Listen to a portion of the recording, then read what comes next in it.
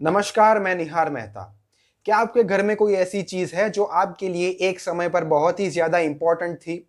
उस एक चीज़ ने आपको एक बार नहीं बार-बार मुसीबतों से बाहर निकाला है और आप ही के गलत उपयोग की वजह से आज उस चीज़ की हालत खस्ता हो गई है।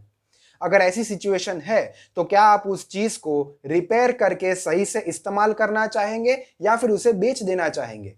इंडियन गवर्नमेंट ने बेचने का डिसीजन लिया है। जी हाँ, मैं बात कर रहा हूं पब्लिक बैंक्स की। काफी सारी बैंक्स को एक दूसरे के अंदर मर्ज कर देने के बाद यूनिसन के बावजूद जब इन बैंक्स को संभालना मुश्किल हो गया है, तब इंडियन गवर्नमेंट की फाइनेंस मिनिस्ट्री ने इन बैंक्स को प्राइवेटाइज करने का डिसीजन लिया है। इससे पहले हम जाने कि आज की सिचुएशन क्या है, हमें यह देखना चाहिए कि पास्ट में ऐसा पहले कुछ हुआ था या नहीं। तो let's see what happened in the past. 1969 में ex prime minister Shrimati Indira Gandhi की सरकार ने 14 बड़ी प्राइवेट बैंक्स को नेशनलाइज करने का निर्णय लिया। ऐसा इसीलिए हुआ क्योंकि पिछले 7 सालों में 263 प्राइवेट बैंक्स ऑलमोस्ट फेल होने की कगार पर थी। इसीलिए सरकारी हाथ ज्यादा सुरक्षित थे बैंक डिपॉजिटर्स के लिए।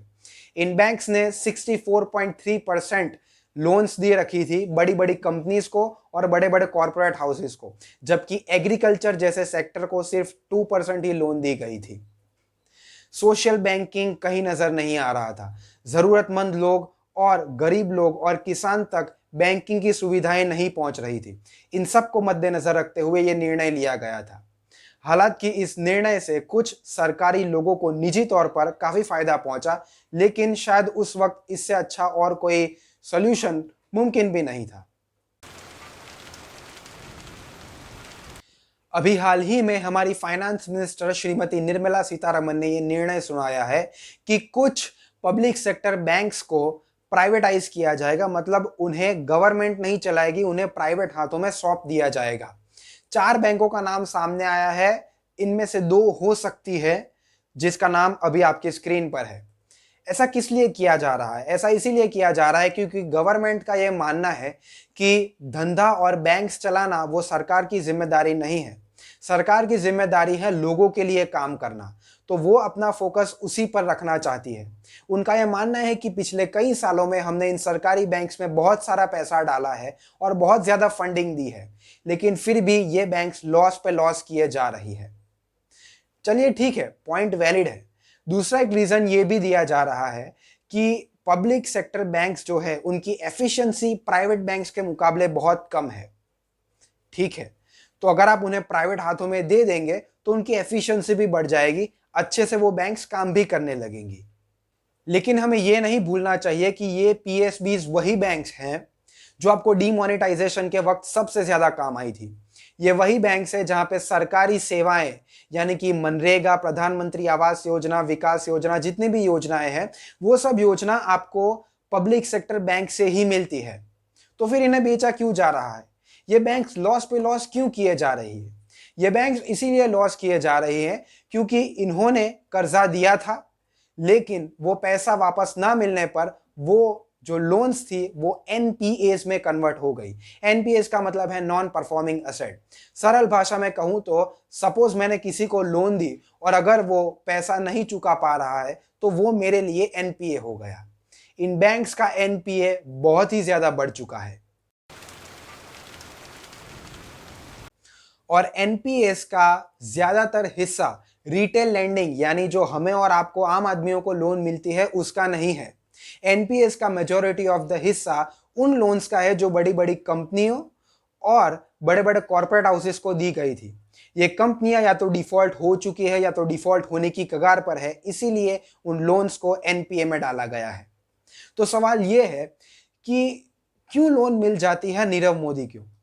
क्यों किंगफिशर के नाम पर लोन मिल जाती है विजय माल्या जैसे लोगों को?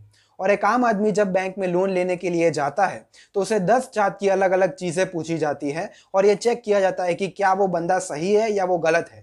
तो क्या ये चेक नीरव मोदी पर और विजय माल्या पर नहीं किए गए थे? देखिए, यह पूरा चक्कर है गवर्नेंस का। पीएसबीस को सही से चलाया ही नहीं जा रहा है। आरबीआई कहता है कि 80% of the NPA 80% of the NPA उन अकाउंट्स का है जिनका लोन अमाउंट 5 करोड़ से ज्यादा है। अभी 5 करोड़ की लोन कोई आम आदमी तो लेगा नहीं, जाहिर सी बात है वो लोन्स किसी बड़े कॉर्पोरेट हाउसेस या कोई बड़े हाई नेटवर्थ इंडिविजुअल्स ने ही ली हुई होगी। ऊपर से इन लोन्स को राइट ऑफ कर दिया जाता है। राइट ऑफ मतलब बैंक के बुक ऑफ अकाउंट से साइड कर दिया जाता है ताकि बैंक की बुक्स साफ रहें। जब सेटलमेंट की बारी आती है तब हेयर कट हो जाता है।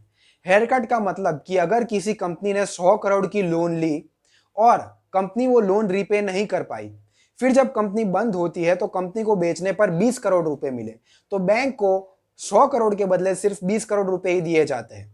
इसका मतलब बाकी के 80 करोड़ रुपए खत्म, bye bye, tata, goodbye, गया। पूरे इंडिया के टॉप 50 विलफुल डिफॉल्टर्स की 68,706 करोड़ 68,706 करोड़ की लोन्स ऑलरेडी राइट ऑफ हो चुकी है एज ऑफ सितंबर 2019। तो चलिए अब देखते हैं कि बैंक प्राइवेटाइजेशन के फायदे क्या हैं। पहला, सरकार का पैसा बचेगा जो वो आम लोगों के लिए, गरीबों के लिए और जरूरतमंद लोगों की मदद करने के लिए इस्तेमाल करेगी। दूसरा, प्राइवेटाइज बैंक्स का कि हमें एक ही मूल मंत्र लेकर आगे चलना है, वह मूल मंत्र है विकास विकास विकास होगा। तीसरा, इन बैंक्स की काम करने की क्षमता, एफिशिएंसी और प्रोडक्टिविटी बढ़ जाएगी। चौथा, सरकार को अब इन बैंक्स के एनपीएस के बारे में चिंता नहीं करनी पड़ेगी। इसकी वजह से इन बैंक्स का विकास होगा, क्योंकि भाइयों बहनों, हर समस्या का समाधान आखिर विकास में ही है। फायदे तो हमने देख लिए, लेकिन चलिए अब देखते हैं कि प्राइवेटाइजेशन से नुकसान क्या क्या होंगे। सबसे पहला, प्राइवेट बैंक्स सोशल बैंकिंग कम करेंगे, क्योंकि इनका मेन एम गरीबों तक सेवाएं पहुंचाना नहीं है, इनका मेन एम प्रॉफिट करना है। दूसरा, यहां इन बैंकों में डिपॉजिटर की सिक्योरिटी कम हो जाएगी। इसीलिए तो इनका नेशनलाइजेशन हुआ था, ताकि डिपॉजिटर की सिक्योरिटी मेंटेन रहे, क्योंकि प्राइवेट बैंक्स कॉर्पोरेट सेक्टर को ज्यादा लोन देंगी। और जब प्राइवेट बैंक्स फेल होती है, क्योंकि प्राइवेट बैंक्स की भी एफिशिएंसी हाई है लेकिन इतनी ज्यादा हाई नहीं है, पिछले 18 सालों में 7 प्राइवेट बैंक्स भी फेल होने की कगार पर पहुंच चुकी थी। लेकिन जब प्राइवेट बैंक्स फेल होती है तो उन्हें बचाता है कौन? प्राइवेट बैंक्स जब फेल होती है तो उन्हें बचाते हैं public sector banks. Yes bank जब फेल होने की कगार पर थी तो उसे सौंप दिया गया एसबीआई के हाथों।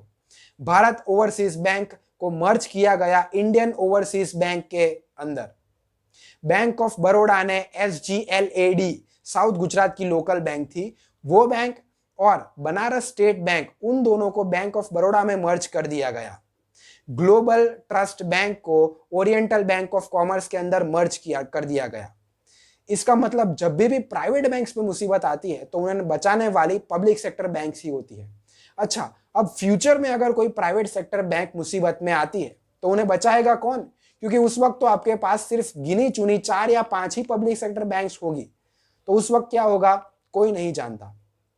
ऊपर से प्राइवेटाइजेशन के बाद इन पब्लिक सेक्टर बैंक्स के जो एम्प्लॉइज हैं उनके साथ क्या होगा ये भी अभी डाउट है, इसीलिए वो लोग स्ट्राइक पे भी उतरे हुए हैं। तो दोस्तों, ये तो थे कुछ फायदे और नुकसान प्राइवेटाइजेशन ऑफ बैंक्स के। देखिए दोस्तों, मैं यहां कोई पॉलिटिकल स्टैंड नहीं ले रहा, लेकिन एक डिपॉजिटर होने के नाते मुझे, आपको और हर एक आम इंसान को पता होना चाहिए कि जब मैं बैंक में मेरा पैसा रखता हूं तो उस पैसे का कहीं दुरुपयोग तो नहीं होता, वो पैसा कहां यूज होता है उसकी जानकारी हमें होनी चाहिए। तो अगर आपको ये वीडियो अच्छा लगा हो तो आगे शेयर जरूर कीजिएगा। And as always, thanks for watching.